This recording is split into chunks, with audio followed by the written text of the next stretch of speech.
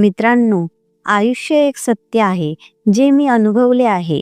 कधी-कधी सर्वात खोल दुःखच आपल्याला सर्वात मजबूत बनवते आणि ते आपल्याला अशा ठिकाणी घेऊन जाते जिथे आनंदाचे दार उघडते. तुम्हाला असं वाटत नाही का, की परिस्थिती आपल्याला उत्तम उद्याच्या तयारीसाठी घडवतात? आज मी तुम्हाला अशीच एक कथा सांगणार आहे, जी मीरा नावाच्या मुलीची आहे. ही कथा दुःखाने सुरू होते, पण आशेवर संपते. राजस्थानच्या एका छोट्याशा गावात, जिथे वाळवंटाची थंड हवा आणि सूर्याची उष्णता एकत्र राहतात. तिथे एक जुना पिंपळाचा झाड उभा होता. त्या झाडाच्या सावलीत लोक बसून गप्पा मारत असत आणि दूर शेतात हिरवी फसलीचे छोटे छोटे तुकडे वाळवंटाच्या बेरंग जमिनीशी लढत दिसत असत. त्याच गावातील एका छोट्याशा झोपडीत मीरा राहत होती. 22 वर्षाची ती मुलगी, जिच्या डोळ्यात एक विचित्र चमक होती, पण त्या चमकेच्या मागे एक खोल दुःख दडलेलं होतं. 5 वर्षापूर्वी मीराच्या आईचा मृत्यू झाला होता. त्या दिवशी जणू तिच्या हृदयाचा एक भाग कायमचा तुटून गेला. तिचे वडील रामप्रसाद, जे एकेकाळी गावातील सर्वात हसतमुख माणूस म्हणून ओळखले जात होते, आता दारूच्या नशात बुडाले होते. दारूने त्यांना इतके बदलले होते की ते आपल्या मुलीला परके झाले होते. रामप्रसादने आपल्या एकटेपणाला संपवण्यासाठी कमलाबाईशी दुसरं लग्न केले आणि तिथूनच मीराचे आयुष्य काट्यांनी भरलेल्या मार्गावर चालू झाले. कमलाबाईच्या हृदयात मीरासाठी ना प्रेम होते ना आपुलकी. तिच्यासाठी मीरा घरच्या नोकरीनीपेक्षा वाईट होती. सकाळ झाली की तिचा आवाज घुमायचा, मीरा लवकर उठ, घर स्वच्छ कर, शेतात पाणी घाल आणि जेवणही बनव. मीरा शांतपणे डोके खाली घालून प्रत्येक काम करत असे, पण प्रत्येक वेळी कमलाबाईचा टोमणा तिच्या हृदयाला चिरपून टाकत असे. तुझी आई असती तर तुला काय शिकवले असते? तू तर पूर्ण निकामी आहेस. वडील दारूच्या नशात बुडालेले असते आणि कमलाबाईच्या बोलण्याला उत्तर देण्याऐवजी बहुतेक वेळा मीरालाच ओरडत असत. चुप राहा, जे ती म्हणते तेच कर. मीराचे हृदय दररोज तुटत असे, पण ती मौन राहत असे. तिच्याकडे कोणी नव्हते ज्याच्याशी आपले दुःख वाटून घेता येईल. मित्रांनो, मीरा जागी तुम्ही असता तर सावत्र आईच्या टोमण्यांना सहन करण्याची हिंमत ठेवली असती का? गावातील एक वृद्ध बाई यांना सर्वजण माझी म्हणत. कधी मीरा भेटायला येत असे. त्यांच्या सुरकुतलेल्या डोळ्यांच्या मीरासाठी ममता, त्यांच्या सुरकुतलेल्या डोळ्यात मीरांसाठी ममता आणि दया दोन्ही दिसत असत. त्या मीराचे हात धरून विचारत, बाई तू ठीक आहेस ना? मीरा फक्त हसून डोके हलवत असे, पण तिच्या डोळ्यात लपलेले अश्रू माझीपासूनच लपत नव्हते. एकदा जेव्हा माझी घरी आल्या तेव्हा कमलाबाईने त्यांना टोमणे मारत म्हटले, आता काय हवे बाई? दरवेळी का इकडे तिकडे फिरत फिरत येतेस? माझी शांतपणे म्हणाल्या, मीरा माझी मुलगी सारखी आहे, तिचा हाल विचारायला आले होते. कमलाबाई हसल्या आणि म्हणाल्या, बाई ही तर घराचा बोज आहे. हे ऐकून मीरा शांतपणे आपल्या खोलीत गेली. तिच्या हृदयात खोल दुःख उफाडून आले, पण अश्रू रोखले. दर रात्री जेव्हा गावात शांतता पसरत असे, मीरा आईची फोटो छातीला लावून बसत असे. ती फोटो तिच्यासाठी सर्वात मोठी संपत्ती होती. हळूहळू अश्रू तिच्या डोळ्यातून वाहत असत आणि ओठ फुसफुसत असत. आई, तू का सोडून गेलीस? तू असतीस तर कदाचित हे आयुष्य इतके कठीण नसते. ती फोटो छातीला लावूनच झोपेत बुडत असे. माणूस सर्वात जास्त तेव्हा असतो जेव्हा त्याच्याकडे बोलण्यासाठी कोणी नसते. फक्त एक फोटो वगळता मीराची प्रत्येक सकाळ कमलाबाईच्या टोमण्यांनी सुरू होत असे आणि प्रत्येक रात्र आईच्या आठवणींनी संपत असे. पण तिच्या डोळ्यात अजूनही कुठेतरी एक छोटीशी आशा बाकी होती. आशा होती की कदाचित एक दिवस तिचे आयुष्य बदलले जाईल. कदाचित कोणी येईल जो तिचे दुःख समजेल. मित्रांनो, तुम्हाला काय वाटते? मीराच्या हृदयातील ही छोटीशी स्वप्ने खरंच सत्यास उतरतील का? की नशीब तिच्याशी आणखी एक खेळ खेळणार आहे? मीराचे आयुष्य आधीच कमलाबाईच्या टोमण्यांमध्ये आणि वडिलांच्या उदासीनतेत गुंतले होती. पण आता नशीब तिच्यासाठी आणखी एक वादळ घेऊन येत होती. एके रात्री जेव्हा मीरा आईची फोटो छातीला लावून बसली होती, तिने अंगणातून वडील आणि कमलाबाईची बोलणी ऐकली. कमलाबाई म्हणत होत्या, या मुलीला घरातून काढून टाकायला हवे. बोध झाली आहे. तिचे लग्न रज्जूशी करून टाक. तो जो बाजारात भीक मागतो यापेक्षा चांगले काय होईल? आपला बोज कमी होईल. रामप्रसाद नशात बुडाले, फक्त डोके हलवत राहिले.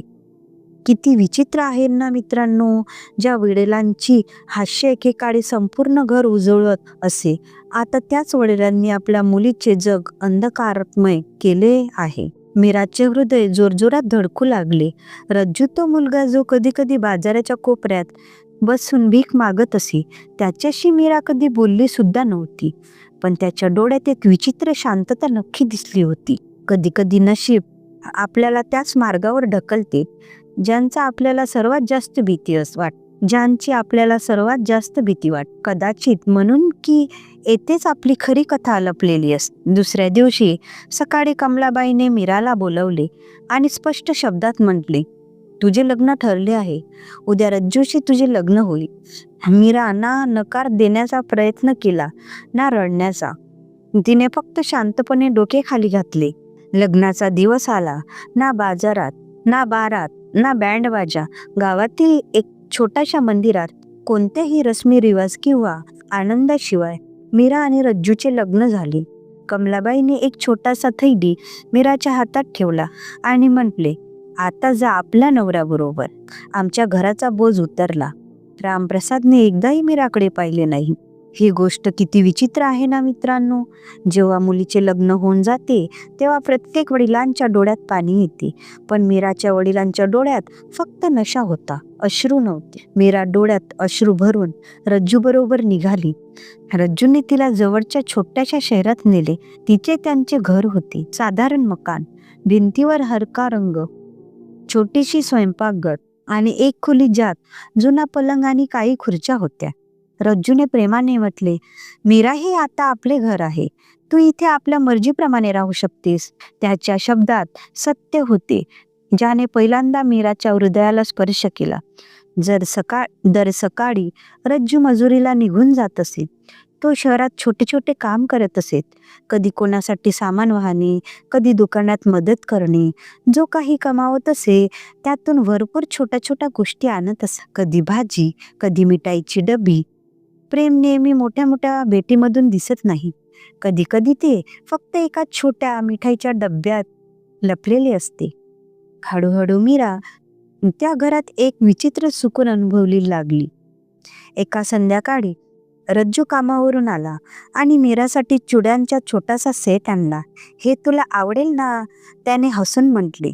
मीरा चुडा घातल्या आणि खूप दिवसांनी तिच्या डोळ्यात चमक परत आली. तिने पहिल्यांदा खुल्या मनाने हसले. हळूहळू त्यांच्यात बोलणे वाढले आणि छोट्या छोट्या क्षणात मीराचे जग रंगीबेरंगी होऊ लागले.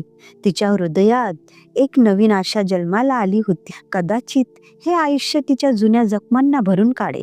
पण मीराला काय माहित होते की रज्जूच्या आयुष्यात एक असा राज लपलेला आहे जो तिचे संपूर्ण जग बदलून टाकेल. मित्रांनो, रज्जूचा हा लपलेला राज जाणून घ्यायचा आहे का?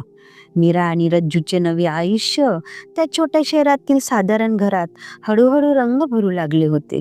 दर दिवशी मीराच्या हृदयाचा बोज थोडा थोडा हलका होत होता. रज्जू तिचा आधार बनला होता. पण काही दिवसानंतर मीराच्या मनात प्रश्न उभे राहू लागले. गावात तर सर्वजण रज्जूला गरीब मुलगा मानत होते. कधी मजुरी, कधी बाजारात भीक. पण इथे शहरात त्याचे वातावरण वेगळीच कथा सांगत होती. अनेकदा संध्याकाळी काही लोक रज्जूच्या घरी येत. ते लोक साधारण कडक इस्त्री केलेली शर्ट, टाय आणि चमकणाऱ्या गाड्यांमध्ये येत. ते रज्जूला सर म्हणून हाक मारत आणि त्यांच्यासमोर फाईल्स ठेवत. बोलण्यात असे शब्द येत जे मीरा कधी ऐकले नव्हते. Business, investment, project. मीरा शांतपणे हे सर्व पाहत असे आणि तिच्या मनात शंका गळत होत गेली. ती विचार करत असे, अखेर रज्जू कोण आहे? खरं तर तो गरीब आहे की गरीब असल्याचे नाटक करत आहेत. कधी कधी डोळ्यांनी दिसणारे जगच सर्वात मोठे फसवे असते. सत्य बहुतेकदा पडद्यामागे लपलेले असते. तुम्हाला काय वाटते? एक संध्याकाळी दोघे चहा पित असताना मीरा हिम्मत करून विचार, रज्जू, तू मला खरं खरं सांग, तू काय काम करतोस? हे लोक तुला सर का म्हणतात? काही वेळ रज्जू शांत राहिला. मग त्याने हलक्या मुस्कानने मीराच्या डोळ्यात पाहिले आणि म्हटले, मीरा, आता वेळ आली आहे की मी तुला सर्व काही सांगतो. रज्जूने राज उघड केला. तो ना गरीब मजूर होता, ना भीक मागणारा. खरे तर तो एक टेक कंपनीचा मालक होता. अब्जाधीश बिझनेसमॅन, ज्याची कंपनी मोठ्या मोठ्या शहरात पसरलेली होती. त्याने म्हटले, मीरा, मी माझ्या संपत्ती आणि प्रसिद्धीपासून दूर पळत होतो. मी इच्छित होतो की कोणी मला माझ्या पैशासाठी नाही तर माझ्या हृदयासाठी आपलेसे करेल. माझ्या वडिलांनी नेहमी सांगितलेले होते की नावाने नाही तर हृदयाने प्रेम करणाऱ्याशी लग्न कर. म्हणून मी गावात साधारण माणसासारखे आयुष्य निवडलो. रज्जू पुढे म्हणाला, मी तुला पहिल्यांदाच गावात पाहिले होते. तुझ्या डोळ्यातील दुःख, तुझी हिंमत सर्व मला माहीत होते. मी तुझ्यावर प्रेम करतो, पण इच्छित होतो की तू मला माझ्या खऱ्या रूपाविषयी आपलेसे कर. मीरा हे सर्व ऐकून स्तब्ध राहिली. तिच्या हृदयात वादळ उसळलेले होते. विश्वास, आश्चर्य आणि प्रेम सगळे मिसळलेले भाव. रज्जूने तिचा हात धरून म्हटले, काय तू माझ्यासोबत माझे घर आहे आयुष्य जगू इच्छिशील? मीराच्या डोळ्यात अश्रू आले, पण यावेळी ते आनंदाचे अश्रू होते. तिने डोके हलवले. मित्रांनो, तुम्ही काय केले असते जर अचानक असा सत्य समोर आला असता जो तुमचे संपूर्ण आयुष्य बदलू शकतो? दुसऱ्या दिवशीच रज्जूने मीरा खऱ्या घरात गेले. एक भव्य बंगला, मोठी बाग, ज्यात फुलांची सुगंध पसरलेली होती आणि आत प्रत्येक सुखसुविधा होती ज्याची मीरा कधीच कल्पनाही केली नव्हती. ज्या मुलीला तिचेच लोक बोज समजत होते तीच आता कोणाच्या तरी जगाची राणी बनली होती. नशीब खरंच पलटण्यात उशीर करत नाही, आहे ना मित्रांनो? मीरा आणि रज्जूने तिथून आपले नवे आयुष्य सुरू केले. रज्जूचे खरे प्रेम आणि मीराची हिंमत दोघे एकमेकांचा आधार बनले. हळूहळू मीराच्या जुन्या जखमा भरल्या आणि तिचे हास्य परत आले. गावातील झोपडीपासून शहरातील महालापर्यंत मीराची कथा आता नव्या मार्गावर होती. मित्रांनो, हे पूर्णपणे सत्य आहे की आयुष्य एक चक्र आहे ज्यात दुःख आणि सुख दोन्ही येतात, पण प्रत्येक दुःखानंतर सुखाची आशा जागृत होते.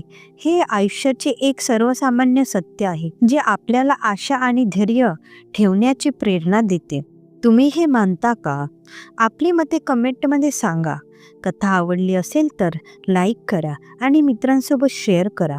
अशाच मनोरंजक कथांसाठी आमच्या चॅनलला सबस्क्राईब करा. पुन्हा भेटू पुढच्या कथेसोबत. तोपर्यंत धन्यवाद.